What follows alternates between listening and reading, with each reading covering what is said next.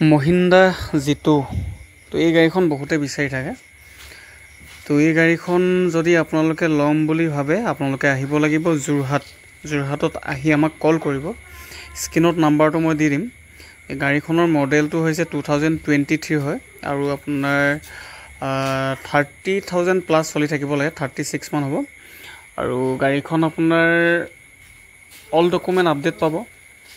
ৰিফাইনেন্সৰ সুবিধাটো আপোনালোকে পাই যাব যদি এই গাড়ীখন আপোনালোকে ল'ম বুলি ভাবে ৰিফাইনেন্স হৈ যাব আৰু গাড়ীখন ভাবিলো অনা দিনাখনি এটা ভিডিও কৰি ৰাখো কাৰণ বহুত কথা কৈ দিয়া না তো সেই কাৰণে ভাবিলো এটা ভিডিও কৰি ৰাখো তো আমিও কাস্টমাৰক ভাল গাড়ী এখন দিবলৈ চেষ্টা কৰো তো গতিকেলৈ আপোনালোকে যদি এই গাড়ীখন ল'ম বুলি ভাবে স্ক্ৰিনত দিয়া নাম্বাৰটোত যোগাযোগ কৰিব আৰু যদি ৰিফাইনেন্স কৰি ল'ম বুলি ভাবে তেতিয়া হলে আপোনালোকৰ সিভিল প্ৰফাইলটো ভাল হ'ব লাগিব মিনিমাম ডাউন পেমেন্ট হিচাপত আপোনালোকে 1,30,000 বা 40,000 দিলে